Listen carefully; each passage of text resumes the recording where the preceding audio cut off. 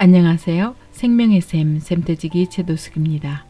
오늘은 지난 시간에 이어서 알레이 토레이의 말씀의 영을 받는 법 마지막 시간인데요.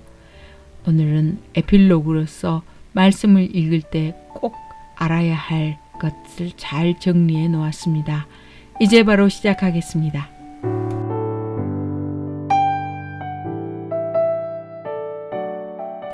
말씀을 읽을 때 이것만은 꼭 기억하라. 말씀을 읽을 때 꼭 기억해야 할 몇 가지를 당부하고자 한다. 우선 성경을 규칙적으로 연구하라.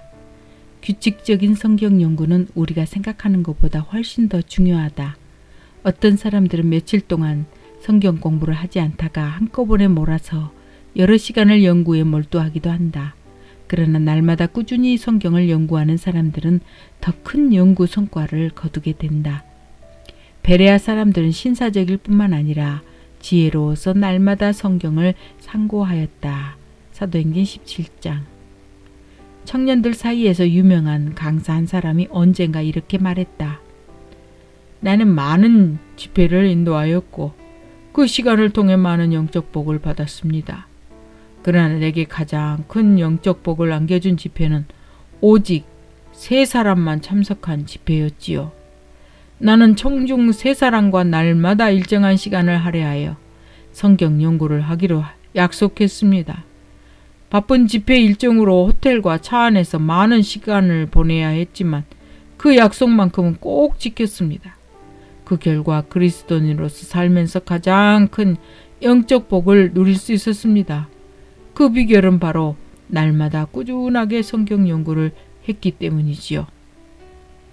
이처럼 노력하는 사람이라면 날마다 일정 시간을 성경 연구에 투자하는 것이 얼마나 큰 영적 복을 주는지를 증거할 것이다.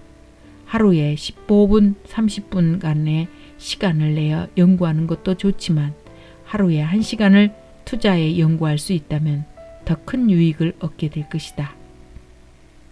성경 연구를 생활화하라. 많은 사람들은 성경 연구를 위한 시간을 낼 수 없을 정도로 바쁘다. 하지만 기분을 내키는 대로 여가가 있을 때에만 성경을 연구하려고 한다면 성경 연구를 제대로 할 수 없다. 효과적인 성경 연구를 하려면 당신의 생활 습관부터 고쳐야 한다. 꾸준한 성경 연구만큼 중요한 것은 없다. 그것보다 덜 중요한 것들이 성경 연구 시간을 빼앗아서는 안 된다. 규칙적인 식생활이 육체의 강건을 유지해 두듯이 규칙적인 성경 연구는 영적 생명력을 유지하게 해준다. 일단 하루 중 특정 시간을 정해놓고 매일 15분이라도 성경을 연구하라. 이것이 익숙해지면 앞으로 더 많은 시간을 연구에 할애하라. 적절한 시간을 선택하라. 졸음이 찾아오기 시작하는 취침 시간 직전까지 성경 연구를 미뤄서는 안 된다. 잠자리에 들기 전에 말씀을 묵상하는 것은 좋은 일이지만 그 시간이 연구에 적당한 시간은 아니다. 성경 연구는 집중력이 좋을 때 해야 한다. 식사를 마치고 곧바로 성경 연구를 시작하는 것도 좋지 않다. 몸과 마음이 나른해지는 시간이기 때문이다. 성경 연구를 해본 사람들은 하루 중 가장 이른 시간이 성경 연구에 가장 좋다고 입을 모은다. 물론 아무에게도 방해를 받지 않아야 한다. 어디에서 연구를 하든 가능하다면 세상을 완전히 잊고 혼자 틀어박혀 하나님의 말씀에만 집중하라. 예수님을 찾으라. 성경의 기록에 따르면 예수님은 이렇게 말씀하셨다. 모세와 및 모든 선지자의 글로 시작하여 모든 성경에 쓴 바 자기에 관한 것을 자세히 설명하시니라. 예수님은 성경 전체의 주인공이시며 성경의 어느 곳에서나 발견된다. 성경에서 가장 몸이 건조하게 보이는 부분이라도 예수님을 찾으면 그것들은 새로운 활력과 감동의 원천으로 변한다. 내가 성경을 읽기 시작한 지 얼마 되지 않았을 때는 레이기가 아주 지루하게 느껴졌지만 시간이 흐르자 상황은 완전히 달라졌다.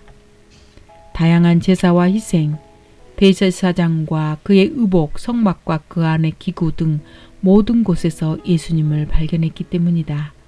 당신이 연구하는 모든 구절에서 예수님을 찾으라. 그러면 족보와 지명에서도 새로운 의미를 찾을 것이고 능력이 샘솟을 것이다. 성경을 암송하라. 주께 범죄치 않으려고 주의 말씀을 마음에 두었다는 시편 기자의 고백처럼 죄를 짓지 않기 위한 최선의 방법은 바로 주의 말씀을 마음에 두는 것이다. 예수님도 마음에 하나님의 말씀을 두셨기 때문에 시험하는 자를 이기실 수 있었다. 하나님의 말씀을 마음에 둘 때 얻을 수 있는 것은 죄의 극복만이 아니다. 하나님의 말씀을 마음에 둔 사람은 잘못된 것을 깨닫는다. 이런 사람은 공고한 자를 도와주는 방법을 안다. 주 여호와께서 학자의 혀를 내게 주사 나로 곰핍한 자를 말로 어떻게 도와줄 줄을 알게 하시고 아침마다 깨우치시되 나의 귀를 깨우치사 학자같이 알아듣게 하시도다. 이사야 50장. 이런 사람은 여러 가지 면에서 유익을 얻게 되는데 특히 하나님의 사람으로 온전하게 되며 모든 선한 일을 행하기에 온전하게 된다. 성경을 암송할 때 몇 장 몇 절인지까지 함께 암송하라. 이것은 단어 두세 개를 외우는 것만큼 쉬우며 성경 구절의 실제 사용이라는 측면에서 볼 때 장과 절의 이름까지 함께 외우는 것이 성구만 외우는 것보다 훨씬 더 유익하다. 또한 성경을 암송할 때는 체계적으로 하라. 성경 구절들을 당신의 머릿속에 뒤죽박죽 쌓아놓지 말라. 머릿속에 들어있는 성구들을 적절한 제목에 따라 정리하라. 그렇게 하면 머리를 쥐어짜지 않아도 필요할 때 그것들을 쉽게 생각해낼 수 있다. 머릿속에 체계적으로 저장된 성구들을 지혜를 길어 올릴 수 있는 사람은 언제라도 중요한 주제에 대해 망설임 없이 조리 있고 설득력 있게 말할 수 있다. 자투리 시간을 활용하라. 대부분의 사람들은 대중교통을 이용하거나 약속 시간을 기다리거나 음식이 나오기를 기다리면서 많은 시간을 허비한다. 포켓용 성경이나 신약 성경을 항상 가지고 다녀라. 그리고 시간이 날 때마다 성경을 읽어라. 이런 시간에 머릿속에 이미 들어있는 성구를 꺼내어 묵상하는 것도 좋은 방법이다. 헨리 워드 비처는 매일 식탁에서 음식을 기다리는 시간을 이용해 영국사 전집을 통독할 수 있었다고 한다.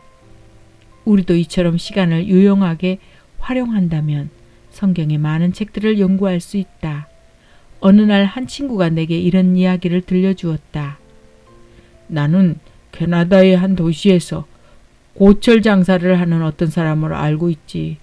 어떤 면에서 이 사람은 내가 아는 사람들 중에서 성경 지식이 가장 뛰어난 사람이야. 그는 일을 할 때도 선반 위에 늘 성경을 펴놓고 있다가 틈나는 대로 말씀을 묵상하곤 했지.